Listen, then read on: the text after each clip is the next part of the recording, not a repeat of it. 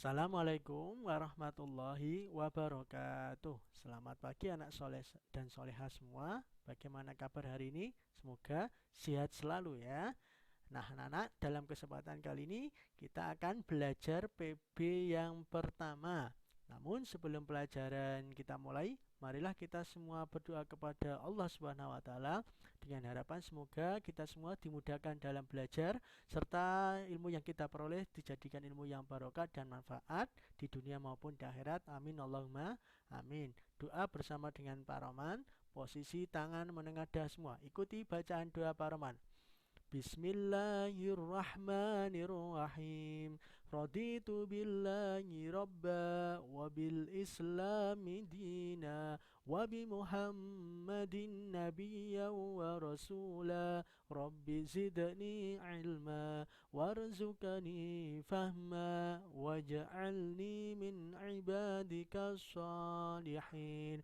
Amin ya rabbal alamin. Baik anak-anak, mari kita masuk pada pembelajaran kita. Hari ini kita akan belajar PB yang pertama dengan judul Mari Belajar Quran Surat Atin. Nah anak-anak, yang akan kita pelajari dalam PB pertama ini adalah membaca Quran Surat Atin. Kemudian yang kedua adalah menulis Quran Surat Atin. Yang ketiga menghafal Surat Atin. Dan yang terakhir memahami makna kandungan Surat Atin. Baik, kita masuk pada tujuan pembelajaran kita kali ini. Apa tujuan pembelajaran kita? Siswa dapat menyebutkan urutan atin, bunyi atin, menyebutkan makna atin, dan yang terakhir dapat menyebutkan isi kandungan atin dengan baik dan benar. Anak-anak, kita masuk pada materi yang pertama, membaca atin. Atin termasuk Al-Quran. Al-Quran itu apa? Kumpulan wahyu Allah yang diturunkan kepada Nabi Muhammad. Melalui siapa? Melalui malaikat Jibril. Tujuan diturunkannya Al-Quran itu apa? Yaitu sebagai pedoman hidup manusia. Atin itu diturunkan di kota Mekah sehingga disebut surat Makkiyah. Kalau diturunkan di Madinah disebut surat Madaniyah. Nah, Atin ini terdiri dari 8 ayat. Terdapat pada urutan ke-95 dalam Al-Quran. Nama Atin itu diambil dari ayat yang pertama. Wattini wazaitun. Arti Atin adalah buah tin. Nah, anak-anak, tahukah kalian apa manfaat membaca Quran? Manfaatnya yang pertama, termasuk ibadah yang paling utama. Yang kedua, akan dipakaikan mahkota dan perhiasan kepada orang tuanya. Yang ketiga, mendatangkan kebaikan dan kemuliaan. Setiap huruf dalam Al-Quran ya itu dilipat gandakan 10 kebaikan. Bayangkan kita belajar menghafal Atin, ada berapa kebaikan? Dihitung sendiri, banyak sekali ya. Kemudian selanjutnya menjadi penerang di rumah dan menjadi teman kita di alam kubur. Sabda Nabi, Nawiru buyutakum bitilawatil Quran. Terangilah rumahmu dengan banyak membaca Al-Quran.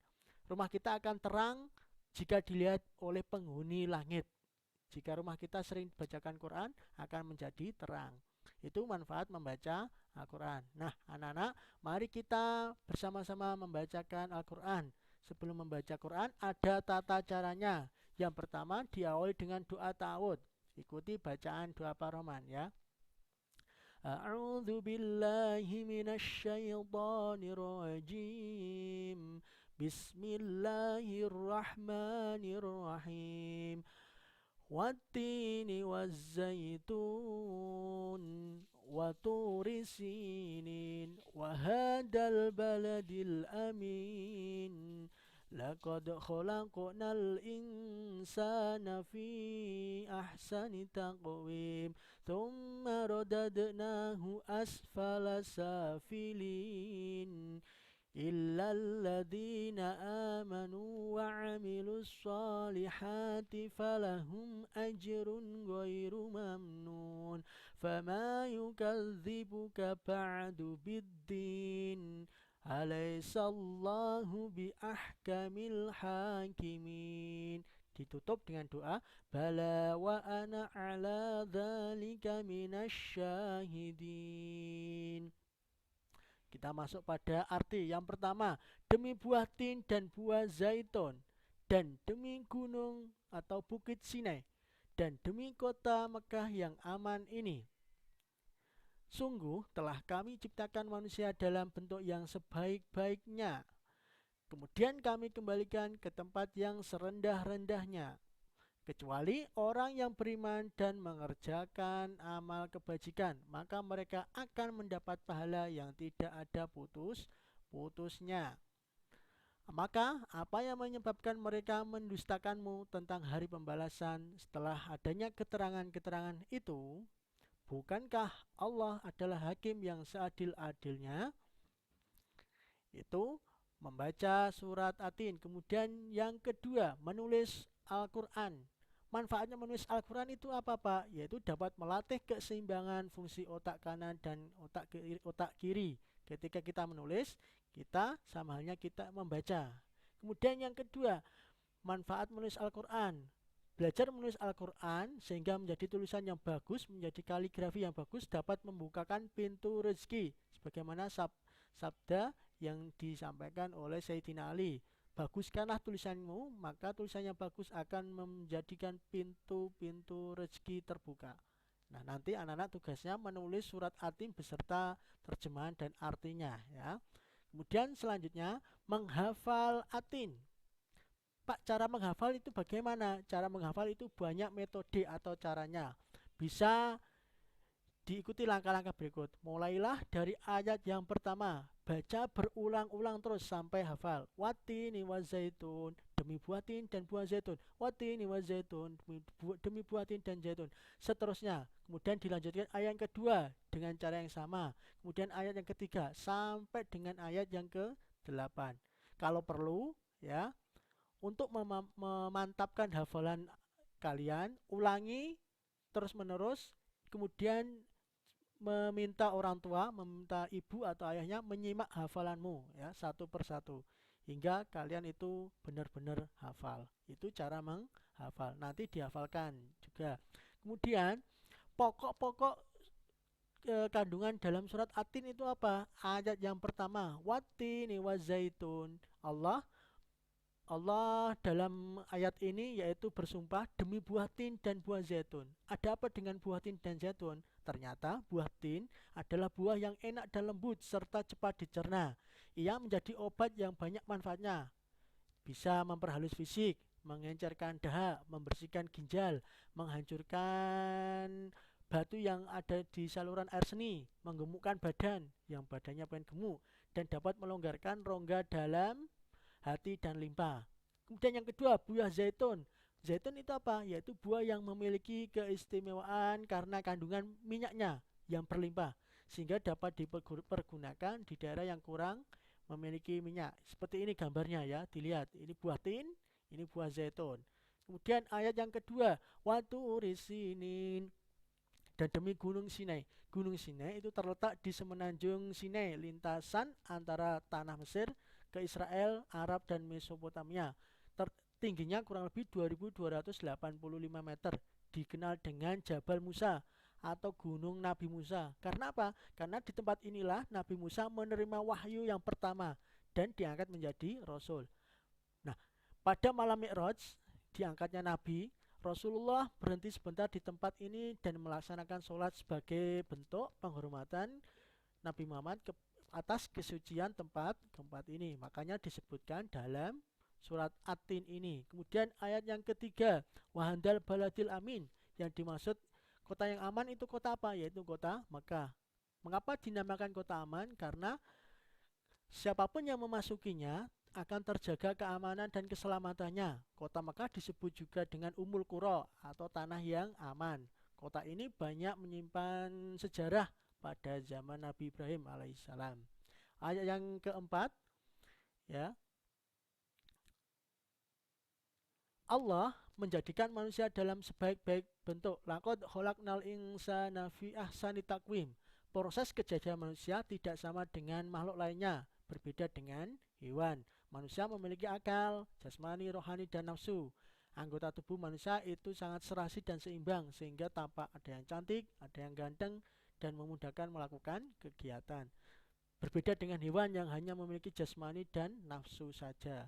Kemudian ayat yang kelima, Allah mengingatkan manusia sekalipun mereka sempurna Tsumma radadnahu asfala safilin. Akan diturunkan derajatnya menjadi orang yang hina karena pengetahuan, sikap dan perilakunya yang keluar dari ajaran Allah melalui Rasulnya.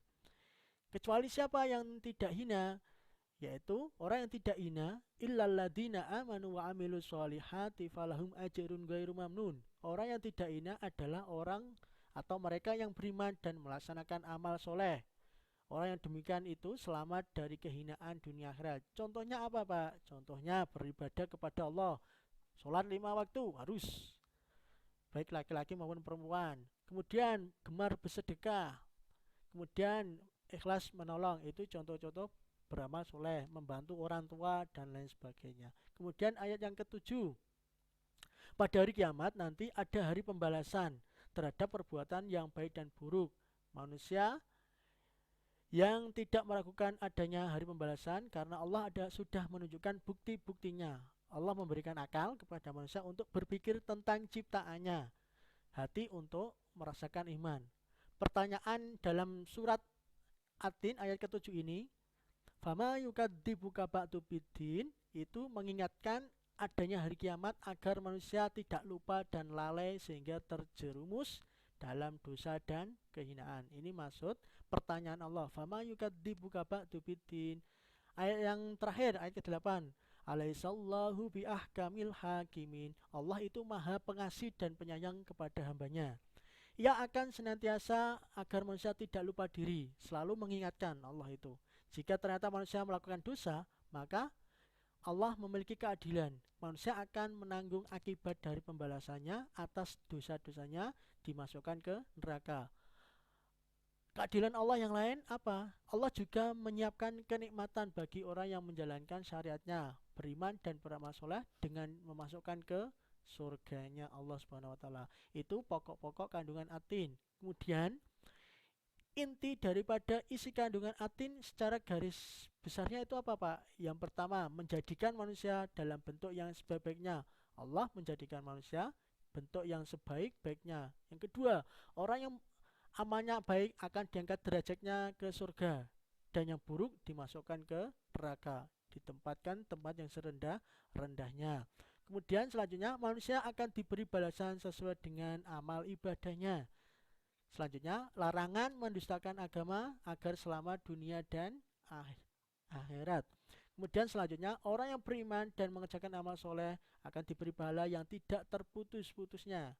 Yang terakhir, isi kandungan At-Tin adalah Allah adalah hakim yang paling adil, memberikan surga bagi yang beriman beramal soleh, memberikan neraka bagi yang tidak beriman dan beramal soleh.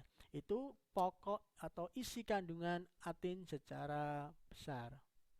Nah, anak-anak, adapun kesimpulan dari pembelajaran kita apa? Yang pertama, Al-Quran adalah kalam Allah yang diturunkan kepada Nabi Muhammad melalui malaikat Jibril sebagai pedoman hidup manusia. Yang kedua, At-Tin terdapat pada urutan yang ke-95, terdiri dari 8 ayat. At-Tin sendiri artinya buah tin. Kemudian selanjutnya Allah menciptakan manusia dalam bentuk yang sebaik-baiknya. Manusia akan diberi balasan oleh Allah sesuai dengan amal ibadahnya. Kemudian larangan bagi manusia dalam mendustakan agama. Dan kesimpulan kita yang terakhir adalah Allah adalah hakim yang paling adil, memasukkan ke surga bagi yang beriman dan memasukkan neraka bagi yang tidak beriman dan beramal soleh. Itulah materi kita pada hari ini. Sebagai evaluasi ada beberapa tugas untuk anak-anak. Tugas yang pertama, tugas PAI ya. Anak-anak silakan merangkum materi yang sudah disampaikan Pak Roman ya, dirangkum, boleh menggunakan bagan seperti yang Pak Roman tuliskan dalam PPT ini atau PowerPoint ini. Itu tugas pertama. Tugas yang kedua adalah tugas tambahan, tugas BTA. Tugasnya apa? Menulis Quran surat At-Tin beserta arti atau terjemahnya. Menulis At-Tin beserta arti dan terjemahnya. Nanti dikirim ke link yang akan Pak Roman berikan. Nah, anak-anak, itulah materi yang bisa Pak Roman sampaikan pada hari ini. Semoga apa yang Pak Roman sampaikan bermanfaat bagi anak-anak, serta ilmu yang anak-anak peroleh dijadikan ilmu yang barokah dan manfaat. Amin Allahumma amin. Walafuminkum. Assalamualaikum warahmatullahi wabarakatuh.